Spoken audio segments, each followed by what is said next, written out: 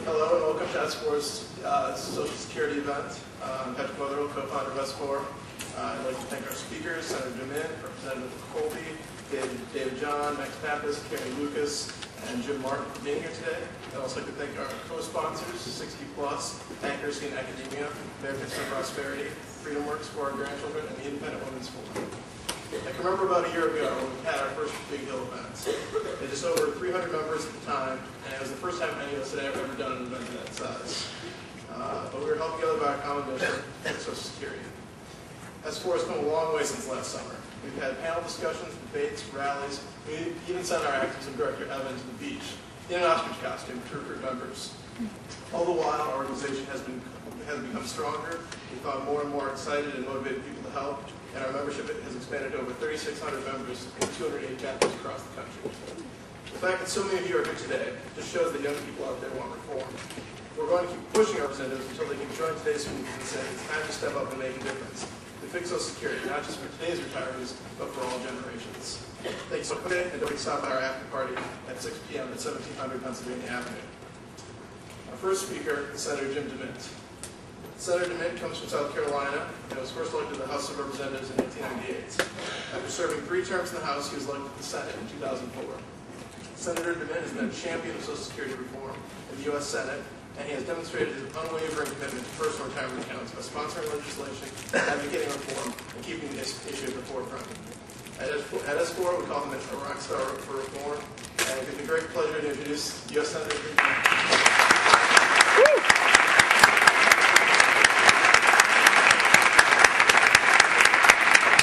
I know this group is thinking big, because when they put a bottle of water next to your chair for one speech, it's either a long speech or this is one big bottle of water.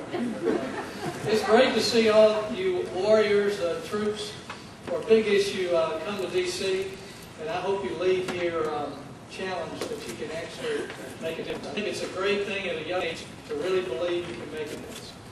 And that's what this is all about, is that this is your country, it's a country we the people, and until we act like that, we're not going to make things happen that need to happen. I think a lot of young folks don't have as much vision as you do, and when they think about Social Security, they're thinking that's something for old people. But the fact is, once you get my age or older, it doesn't make much difference how we change it. But for you at your age, there's an opportunity here, and so I'm glad you're in the fight. I was with the President a couple of months ago at the White House, and someone just asked him, how did he want to be remembered? And he talked about it for a little while. He didn't want to be remembered as a wartime president or someone who was led our troops into Afghanistan and Iraq. I think he wants to be thought about as someone who did the right thing when we were confronted with terrorists. But he said, I want to be remembered as the ownership president. And that's a very wise thing to say, because I think he knows, as far as being free and really feeling like you have some control of your own destiny, you got to own something. And he mentioned home ownership, he mentioned owning your own health plan, but he really focused on Social Security because it would make such a big difference. The big difference is this. You arrive at retirement after putting over 12% of everything you make your whole life into the Social Security program, and none of that money is yours, on any of it. You're depending on the government and politicians and election to get that money back. But what if just 2 years out of college you were working and you saw that money going into an account that you got a statement that first there were a few $100s the first year and then a few $1,000s, and by the time you retire, over $1 million in a Social Security account that was yours, that no politician could hold over your head. I mean, in fact, everything you do in your life, knowing that money's going to be there for you when you retire, instead of right now, a lot of folks, when they're polled at your age, don't believe Social Security will ever be there. But they will start seeing that FICA man on their paychecks, and a lot of you have already seen that already. That's only half of that what actually comes out of your pay. You see half. But even a person who never made more than minimum wage their whole life could be a millionaire when they retire if all of that went into their own account. But I think most of you wouldn't be here today if you didn't know what was happening to it. Because this is a promise that this country makes to seniors. But every dollar that I've put in Social Security my whole life has already been spent. And unless we change something, every dollar you put in Social Security, we spend before you get retirement. And we don't save one penny of it. And the whole hope of politicians is that there'll be enough people working to pay the benefits of those that are retired. And that was a great idea when there were about 40 people working for everyone that's retired. But by the time you retire, there'll be about 2 people working for everyone that's retired. And that's just not enough to support what you're putting into Social Security. So Social Security is now a pay-as-you-go or bet-on-the-come type program. And we can change that. But not only change something financially, but change our culture. Because the way you think when you're 65 with $1 million in your bank account versus being dependent on the government is a totally different way of thinking. And to own something, to be a master of your own fate, so to speak, is to be free. And that's what the American culture is all about. And when we build our whole culture, our whole retirement system on the fact that when you retire, you're going to be dependent on the government for your health care and your income, we're not promoting the American way of life at all. We're promoting dependency on the government, which is not a country you want to help develop. I believe with a president 2 years in office who still sees this as his major agenda, that we have a chance with your help. When you start pushing it from the youthful side, we have a chance to win. Because folks getting ready to retire don't want us to touch the program. But if you make an appeal to them that we're not going to touch your Social Security, but we want your help so that your children and grandchildren have a better program, one that they can really help us. And we can make that pitch and we can make that say, but we need you out there. A lot of great things have been in the world, whether it's getting rid of slavery or other things for many, many years. And this is probably going to be a fight we've got to get for. But we need to fix it in the next few years if we're going to have a chance to fix it right. Because if we don't start taking part of what you put into Social Security in over the next few years, if we don't start saving at least part of that, then the only way to fix Social Security is going to be what we did many, many times in the past. And that's to raise your taxes and cut your benefits. Because you're not going to raise taxes and cut those who are already retired. It's going to be you who are paying more for less. And the thing you do as a political activist, this is where you need to focus. Because this would affect your generation and every generation, but it would affect the whole country, our whole perspective of freedom. That people in this country should not be dependent on the government. They should be free, they should be able to keep what they earn, and building savings and ownership is a way to do that. So thank you for coming to Washington and fighting with us. We've had some good signals this year, even though the President blocked us from getting on the floor. We did have one vote in the Senate that would just stop spending the excess Social Security on other things, what we call surplus. 60, 70, $80 billion a year that we don't need for retirement benefits, they're spending on other things. And so no one tell you we can't stop spending that. And we got a vote in the Senate. This was one day because we did it as an amendment, they weren't able to block. We got 46 people to vote that we should set up a reserve fund for that surplus. I think if we'd had just a little bit more pump from the outside, we could have passed that. We're going to keep trying until we get that surplus off the table. That's the first step in this battle, because then people will really see that there's money there. And that if we save it and set it aside, then we'll have that seed money to begin that personal savings accounts that can change your life and our culture.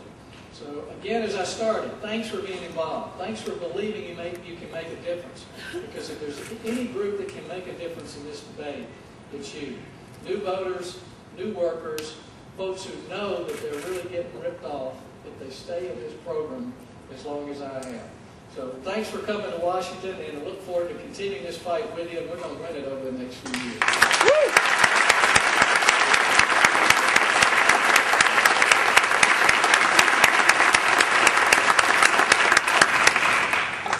Our next speaker is Arizona Congressman Jim Kolbe, a staunch advocate for Social Security reform. He's retiring at the end of this year and has been a long-time supporter of the cause. We'd be very sad to see him go.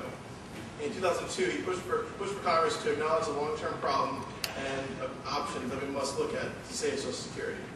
Last year, Congressman Kolbe co-sponsored a bill with Congressman Alan Boyd to set up personal retirement accounts, creating the only bipartisan plan on the subject. It gives me a great pleasure to introduce to you Arizona Congressman Kolbe.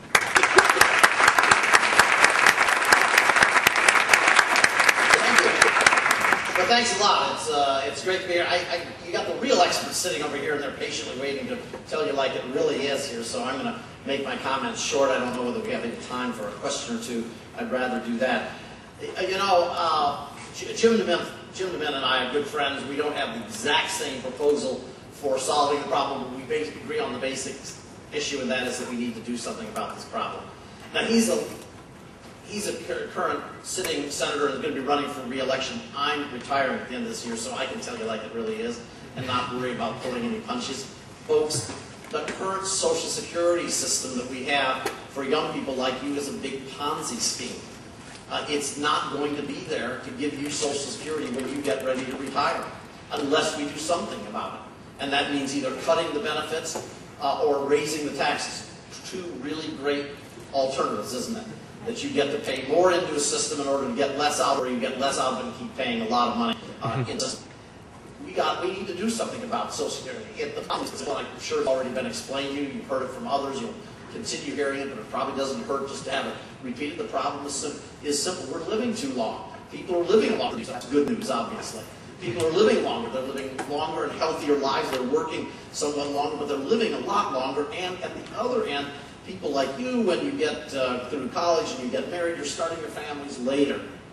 And families, children deferred generally means smaller families.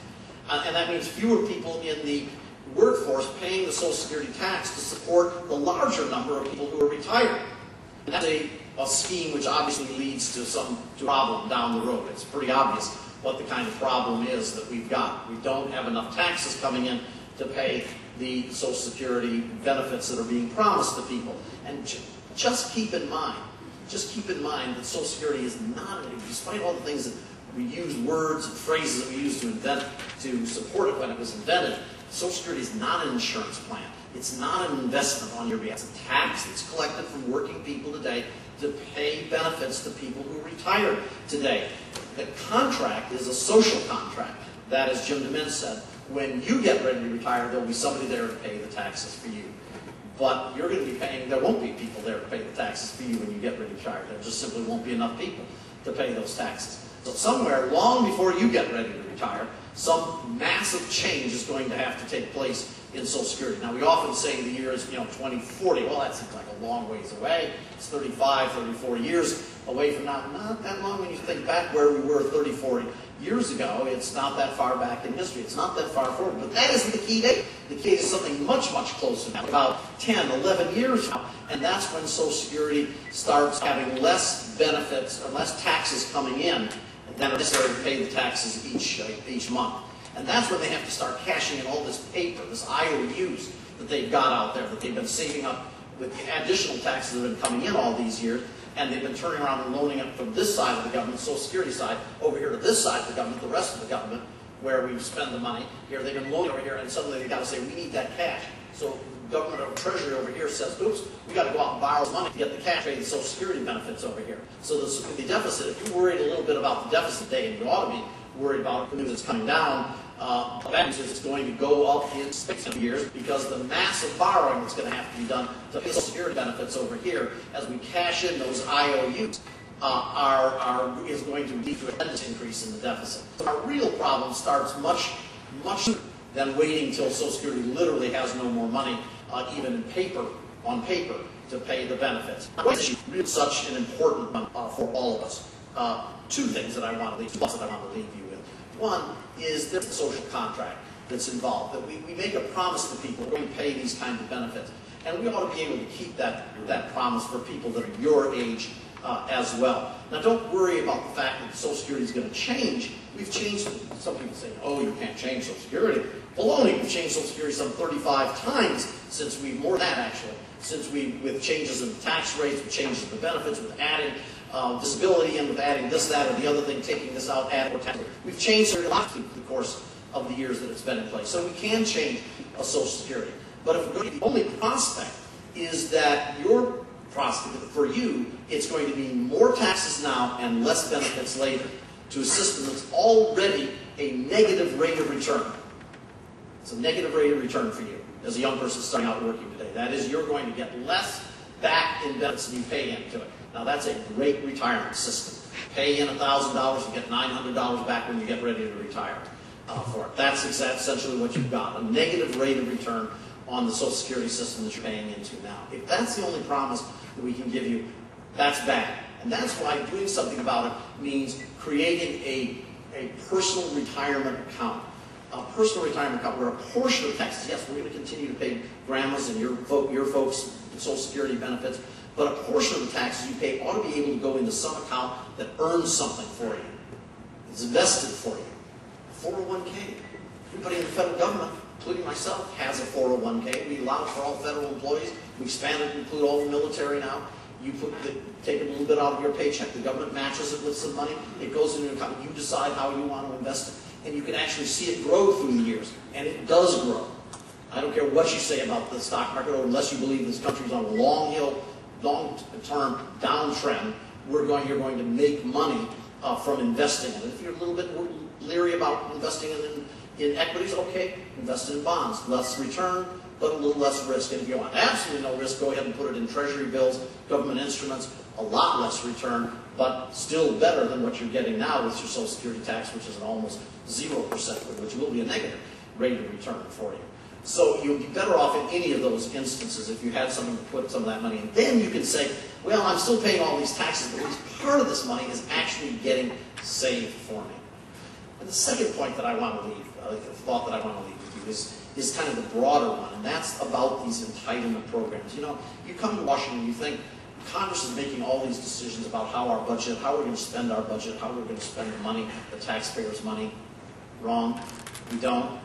We don't make decisions about less than half of all the taxes that are collected, because those decisions are being made, or were made, years ago when we set up programs like Social Security, like Medicare, like Medicaid, like farm subsidy programs that are what we call entitlement programs. You reach the age of 65 or now 65 and a half, and you work 10 quarters, and you're entitled to your Social Security payment. You reach the age of 65, and you're entitled to have Medicare, and so on with each of those entitlement programs. So to change the amount of money that we spend on those programs, you have to go back and change the underlying law, which is very difficult because it means either making more taxes or reducing the benefits if you're going to try and keep them in balance there with the way the programs have been going. And nobody wants to do that. So what happens is the entitlement programs keep eating a larger and larger pie of the total spending budget of the federal government. When I was a youngster, when I was your age, it was about 25% of the total budget that was in entitlement programs. Then we came along and created Medicare and Medicaid programs. And it zoomed from there on. When I came to Congress, it was about 40%. It's over 50% today. And in less than a decade, it will be over 60%. Almost 2/3 of all the spending is being done on automatic pilot. That leaves 40%, a little less than 40%, for everything else the government does. You take defense out of that, you take Homeland Security out of two kind of essential things that we do. We have about 15 or 18% of the budget to do everything else, whether we're talking about education, law enforcement, environment, the national parks, highways, everything that the government does, everything else that the government does is being squeezed and squeezed and squeezed again. And so all these groups come to Washington and scream and say, you've got to put more money here. The problem is we don't have money because we're being squeezed by the entitlements. Congress has got to have, the American people, and then Congress has got to have the courage to stand up and say, we've got to make some tough choices. That's what entitlement reform is all about. And I didn't wait till I was retiring to do this. I started doing this about 12 years ago and calling for entitlement reform on Social Security. My thinking was, Social Security is the easy one. Medicare is the tough one. Let's deal with Social Security now. Let's deal with that problem, and if we can deal with that, then we can go on and show that we have the will and the courage, and it's not touching the electric fence. We don't die from doing this. But folks, if we can't get the courage to deal with Social Security and to fix it, how are we ever going to get the courage to deal with the really humongous problem that we've got out there, which is health care, which is Medicare, which is consuming more and more of our entitlement spending. So the fact that you're here today, that you've come to Washington, that you have an interest in this, and you're going to go back to your schools, your campuses, your colleges, and talk about this issue with other students and begin to mobilize a force that can bring about real change. That's the key. We've got to have young people, your grandparents worry every day about their Social Security. Is their Social Security check going to arrive?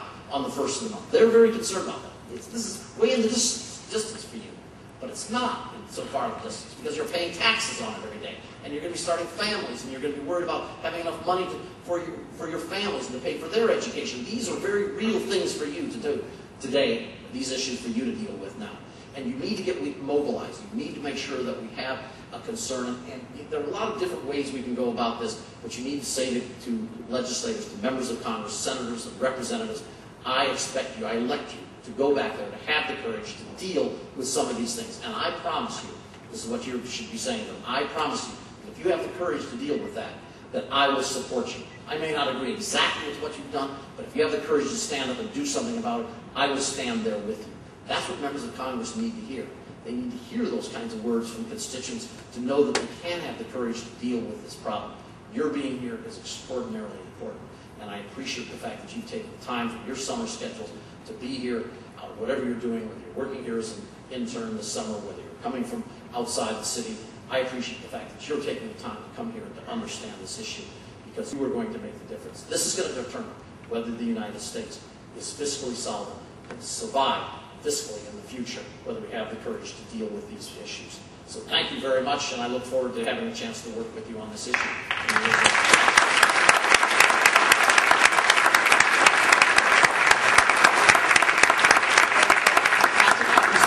One or two questions. Anybody got one? Okay, two.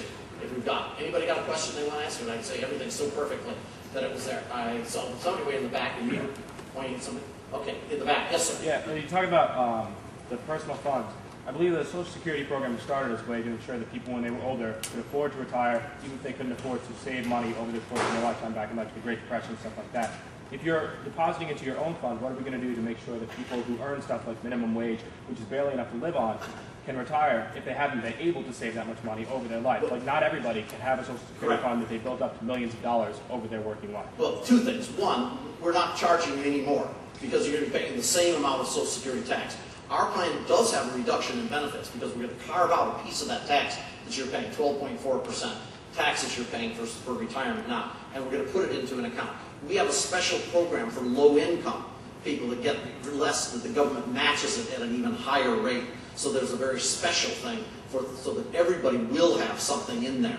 But if you start at age 21, putting the very minimum amount in there out of your earnings there, and you allow that to accumulate over 45 years, and it'll be at least that by the time you get ready to retire.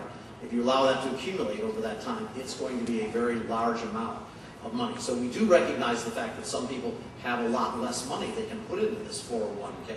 And so we have a special provision at the bottom to help to supplement that in the bill that we've introduced. Thank you. We should probably actually move on. Okay. All right. Thank you very much. Appreciate it.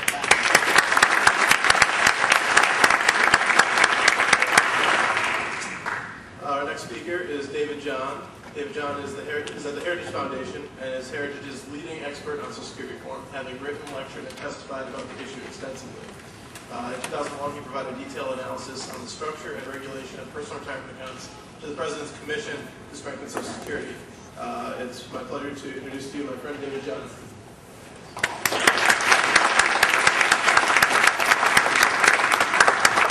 One of the worst things you can do is be a speaker and follow those two. So I hope your expectations are properly ramped down at this point. I'm here actually not just as a heritage person, although that's a major part of it. I'm also here as a father. My 20-year-old daughter, Meredith, is just finished her second year at Villanova, and she's studying nursing. And she'd be here today, except for the fact that she's working a 12-hour shift at Georgetown University Hospital. She's getting a dose of the real world much faster than she might have anticipated. But my worry is for Meredith. Meredith faces a world right now where she's going to pay 100% of her Social Security taxes. She's going to pay 100% of the IOUs in the trust fund that are supposed to pay benefits between 2017 and 2041. And she's going to retire 10 years after the last of those bonds in the trust fund is gone. And at that point, she's going to get 70 cents on the dollar, roughly, of her Social Security benefits.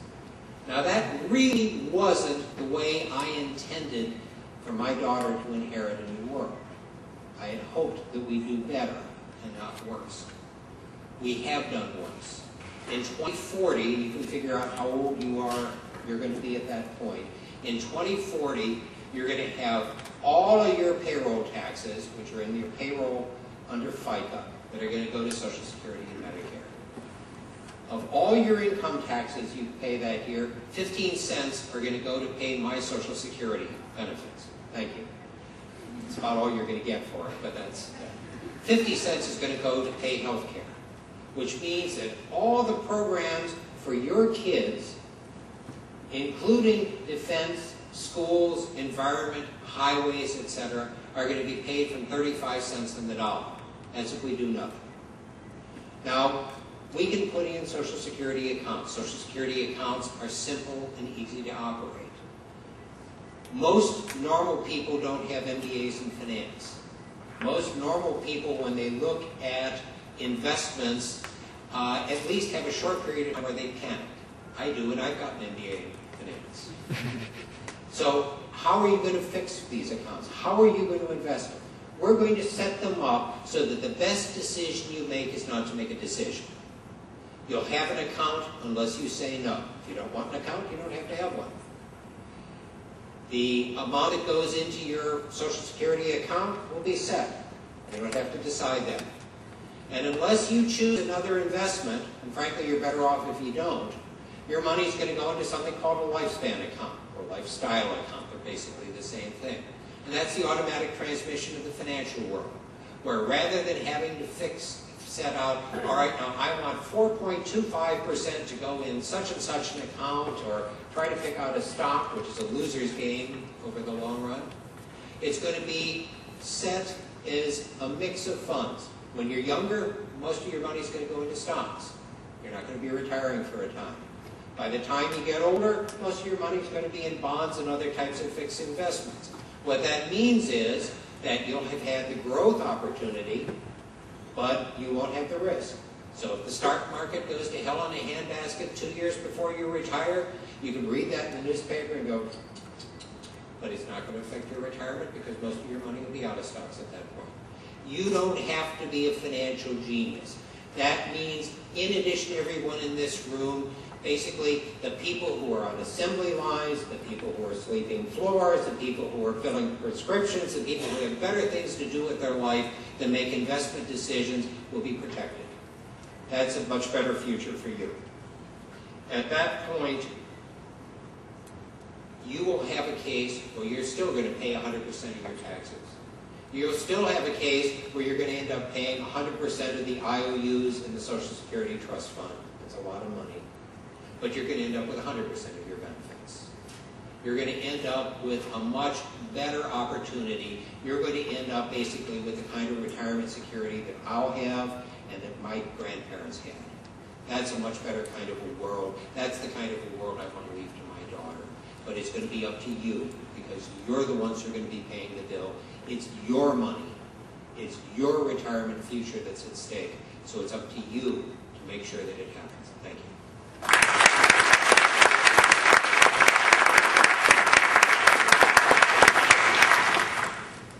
Jim Martin is both the founder and president of the 60 Plus Association, an organization comprised of 5 million seniors nationwide. Jim is a tireless advocate for real Social Security reform, and we're glad he's here with us today. And actually, his organization also recently published a magazine called Senior Voice. It's a great alternative to ARP the magazine, so I think you should definitely push all your grandparents to sign up for it. Help me introduce Jim Martin.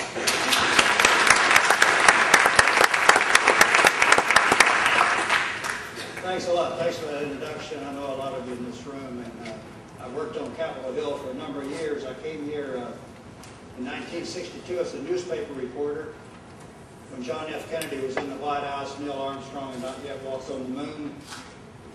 Strom Thurmond was still a Democrat. He was the junior senator then from South Carolina, too. And only Barry Goldwater saw into the future that there were some things wrong with this particular system. And I say that in respect to the other fellow from Arizona, Jim Kolbe, who was just here. Perhaps he was a youngster then in those days and realized that Barry was onto something.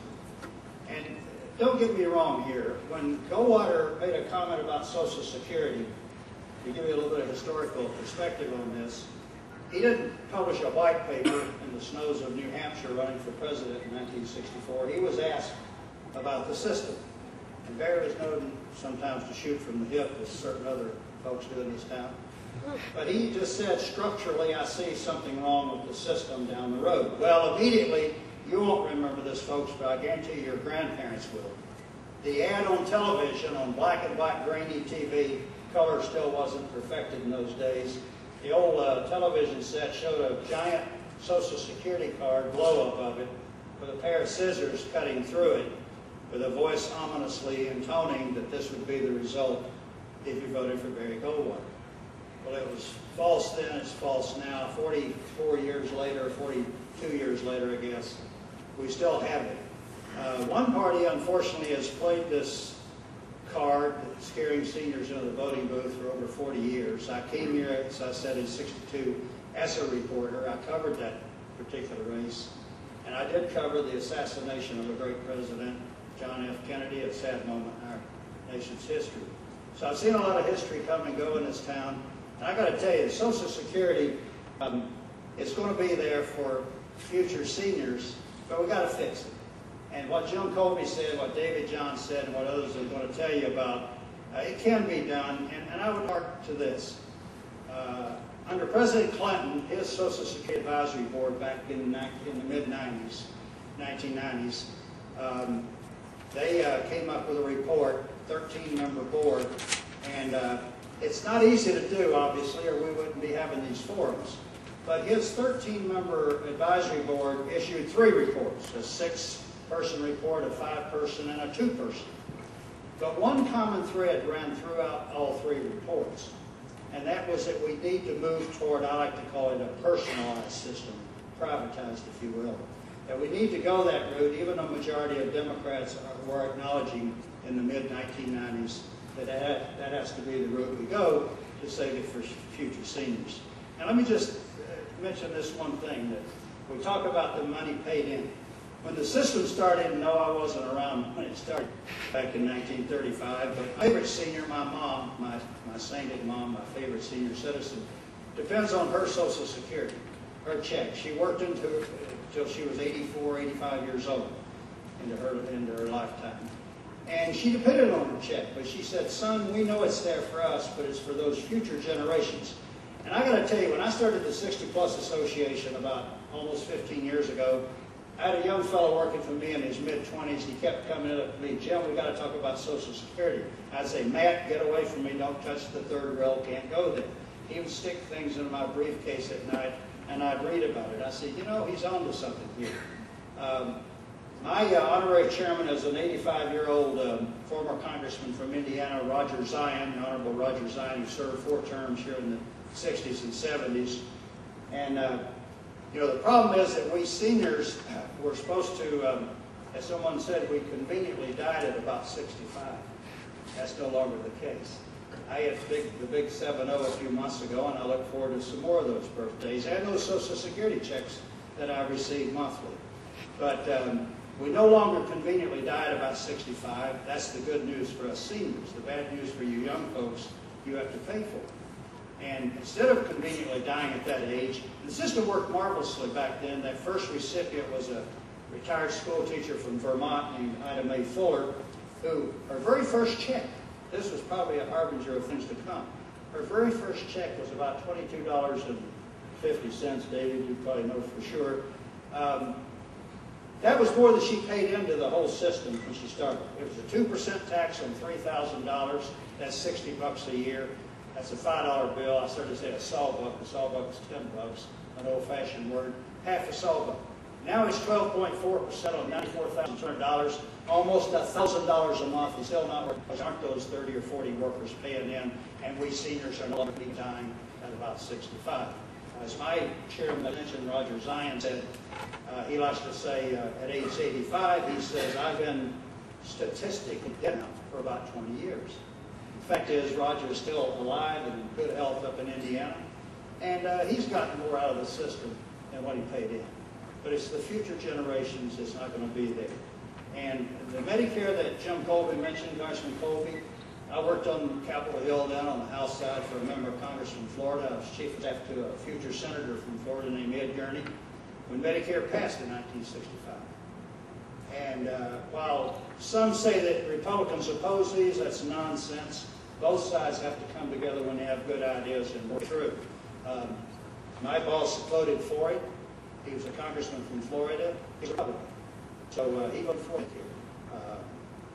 And I would dare say that today, if FDR were alive, he came up with a wonderful program back in the Depression era for seniors. And it served seniors excellent for the years.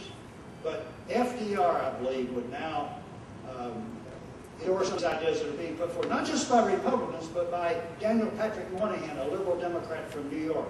The fathers, he loves Social Security as well as any member on the Hill. He's worked hard on it. Bob Kerrey, former Democratic senator from Nebraska. Jim Kolbe, of course, Republican from Arizona. His counterpart was Democratic Congressman Charlie Stenholm from Texas. They worked together, Kolbe, Stenholm, try to reform Social Security and fix it for future generations. And to talk about the trust fund, I laughingly, jokingly call it the Social Security bus funds. No trust, there's no money there. And it's not just now with Republicans in charge. Don't listen to this business about, well, they're spending it too. Listen, every Congress has done it, Democrat as well as Republican, for over 40 years now, spending it on other projects. I like to quote Democrats when I can, and Ernest Hollings, Senator Hollings, former senator from South Carolina, who just retired, used to call it embezzlement. That if you did this in private business, you'd be thrown in jail, taking those monies that were supposed to be for the trust fund and spending it on other programs. So I like to say that personalized accounts are the wave of the future. I think with 30-some countries, more than almost 40 countries now, picking up on what little Chile did 20-some years ago. And let me end on that note. I was debating a union leader in New York City a few years ago, and at the tail end in Q&A, she got up and she said, Mr. Martin keeps talking about Chile and workers, how they bought into this system in all these countries. She said, I've represented union folks for over 30 years, and she said, I got to tell you, I got to be very upfront with you. She said, my husband and I are now retired. We have college degrees. We know how to invest in the stock market, but the average worker does not know how to, implying that you have to read the Wall Street Journal every day. So I got up and I said, well, I too have a degree, a college degree, and I don't know how to invest in the stock market, but the implication that the workers in Chile have to read the Chilean version of the Wall Street Journal is absolute nonsense. You have managers, financial managers, have a fiduciary responsibility to get you the best return possible. Let's do what the Congress does, as Congressman Kolbe says. They have a plan. I like to say it's good enough for members of Congress. It's good enough for senators. It's good enough for seniors. So let's go that way. I got to tell you, I got to pay tribute to the 4 S's. They have a 5th S. I think Patrick will tell you about it later, perhaps. My honorary chairman is a guy named Pat Boone, who's in town today, and I'm getting ready to go meet him. But Pat Boone has been campaigning. Your grandparents will know who Pat Boone is, one of the all-time leading legendary singers of all time. But the 4 S's have got the right idea. Go out there, go out and spread the word. A few years ago, I was asked at a White House conference, Jim, what do we need to do? I said, well, we need to stop getting us old white hairs on the stage with the president. Us old folks. Get the young folks involved. We know it's there for us. My mom gets her check, it automatically sent to her account every month. Same with mine now. But the fact is, it's the young people. Unless you get them involved, we ain't going nowhere for this. I see my time is up. I thank you for yours.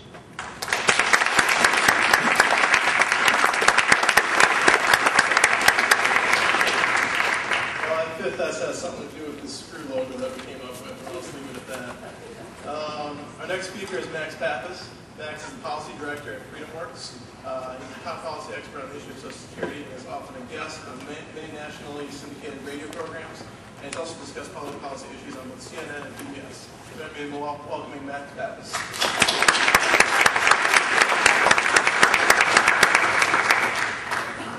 Thanks, Patrick, but I thought I just came for a free sandwich. I guess I'll talk a little bit about Social Security.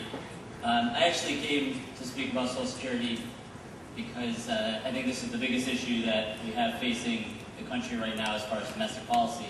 Because I don't think the crisis is in 2042, as they say, or in 2017. Anybody can debate anywhere in between those. But because I think the real crisis is on Friday, when I get my paycheck, and I look how much they've taken out for Social Security and Medicare, and know that I'm not going to see a whole lot of that back. That's a crisis. They take out about 7.65% of your income for Social Security and Medicare. Your employer pays that much again, which you would get in your salary otherwise. And that's a crisis if they're not going to give that back to me. And as we heard earlier from the Senator, the Supreme Court decided we actually don't have a legal right to that, because what it is Social Security is a tax, and what you have with the Social Security check, according to the Supreme Court, is just a welfare check, like any other check the government gives to anybody. So they can take it away, the 535 guys in this building and the building across the street, and take it away whenever they want. So this is a big deal. I would love to be able to put that 7.65% of my income into an account like I put my 401k money, and save it and own it and take it from job to job and leave it to whoever I want. So this is a big deal. It's the biggest government program in the world. That's another reason why this is such a big deal. And that's why there was so much opposition to changing this. There are many powers that be in this town that want to retain control of the biggest program in the world in Washington, D.C. And what we're talking about with personal accounts is sending that control and that power back out to the people across the country and letting them control their own retirement, instead of having to come with their hat in their hand at 65 and saying, "Please, Congressman, give me that check you've been promising."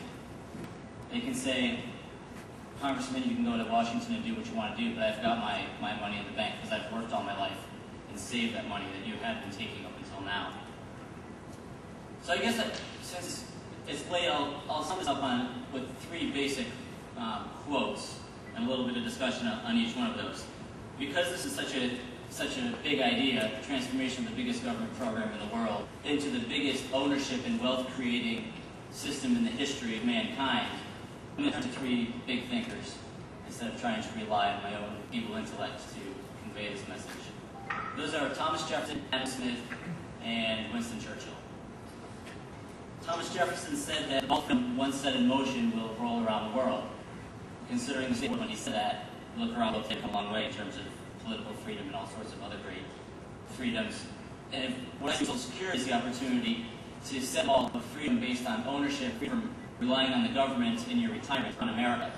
Now, everybody in this room who has a tie or pearls on will be relatively free from the government when they get to retirement, because us will all be putting money in our 401ks and our IRAs and saving in a system based on ownership outside of the government.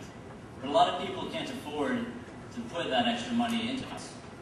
Those are the lower income workers across America who will depend 100% for their retirement security and their retirement pay on the government. They'll be retiring 100% on a check that we already know the government can't cash. So I would think we need to, one, start with Jefferson's quote and get that ball rolling around America of freedom from the government in our retirements. The second quote is from Adam Smith, and it's mainly the idea of how and why we need to do this. I work at a group called Freedom Works, which is a grassroots organization of hundreds of thousands of Americans who are dedicated to less taxes, lower government, and more freedom. And what Adam Smith said was that it's not from the benevolence of the butcher, the baker, or the brewer that we expect our next meal, but out of their own regard for their own self-interest. And that's how he basically summed up capitalism. Capitalism works great, but not because the butcher, the brewer, the baker is being nice when they sell us our meal, but because they're making money, and it works out great. We trade them our money for their food. But I'd like to paraphrase that for the political explanation on why everybody in this room can make a difference. It's not from the benevolence of the Republicans or Democrats or the independents that we should expect our next major policy reform, but out of their own regard for their own self-interest. And what politicians' own self-interest in is getting reelected. You can't rely on 535 nice and good individuals like the two that we had here today who understand the reason we need this reform. Because most of them are here, it's their job to get reelected. So what we do at Freedom Works and what Students for Saving Social Security do is play on this self-interest and to try to turn that self-interest into political reality. And that's why we heard from the Senator and the Congressman that the way you get this reform is by pressuring your representatives, by calling them and telling them we need this reform. It's easy to explain why Congress rolled over last year and didn't try to pass any reform. The unions and the left beat us. It's as simple as that. They had more people calling into their Congress. Because the unions and the left want the control in Washington while we want it out. So they have a concentrated benefit and a concentrated reason for keeping the benefits in Washington and opposing it. If you want change, there's only one way to do it, and that's play to the self-interest of the politicians, of their desire to get reelected, and let them know that you want change. And that's what we're all trying to do. So I hope everyone in here is going to make a call today and tomorrow and every week for the rest of their lives on good reforms. My chairman of my organization is Dick Army, and he refers to the group of politicians, which is the majority of them, that responds to this as the Bedwetters Caucus. They're afraid to do anything unless they're just responding to the political pressure. Frederick Hayek, a great economist, said that politicians are just corks floating in the sea of public opinion. And I think there's a lot of truth to that. So what we need to do is change public opinion by letting them know what public opinion is. This effort has been beaten down severely by the left over the last several months. But I think for my closing and third quote from I'll turn to Winston Churchill, who delivered this line at a similarly important time in the history of freedom. This issue, as the biggest government program in the world and the biggest devolution of power back to the individuals and the movement of freedom to the individuals over their retirement for a substantial portion of their lives, is this. This is the one issue that we can change that is big enough to determine in the future whether we'll have a vibrant, capitalist, free market economy in America like we have for the last couple hundred years that have made us the most powerful country in the world, or whether we'll have a French-style or German-style socialist welfare economy with riots in the street, with 25% of the people under 25 unemployed. That's why this is this big, and that's why I turned to Churchill when he said, never, never, never give up. So please don't give up. Thank you.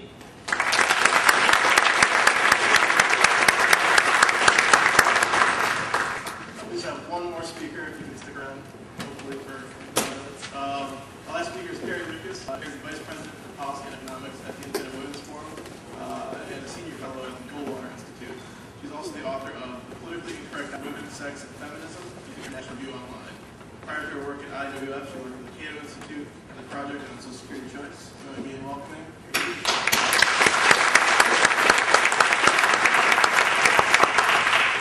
Thanks. I'll be real quick. I know you guys have got to get back to work. And it's, of course, I'm so impressed you guys came out here today because, of course, as college students and young people, it's really tempting not to want to think about Social Security. But as everybody said, the crisis is today. Each day that you're not able to take advantage of the opportunity to save and invest for your retirement is a day wasted. And I just want to emphasize that this includes the young women out there. Women particularly need to get involved in the Social Security debate. So often, the old guard feminist groups like the National Organization for Women fight with Social Security. They claim that women are needed by anything that gives individuals control over their own money. It's an insulting view of women, frankly, as if we're all the same. But in fact, women have the most gain from Social Security reform. We have most to lose if we let the system continue into bankruptcy. Women live longer, and we often lose money at retirement. So it's really important that we make most out of the money that's being saved. We are putting away for retirement, namely Social Security. And then whether you're a full-time worker or you're a stay-at-home mom, or you're married, single, divorced, or you're widowed, you're better off in a system that allows for individual ownership and for savings. And I'm happy to talk to any of you, in particular local out there, more specifically after this, about why women should support saving-based Social Security work. And I also encourage you to join the Independent Women's Forum, which is at IWF.org, and to get involved in this and many other issues. So I just want to thank you all for coming here today.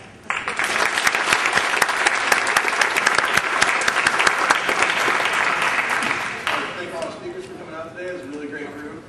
Thank all you coming for this event. Sorry that the lunches ran out.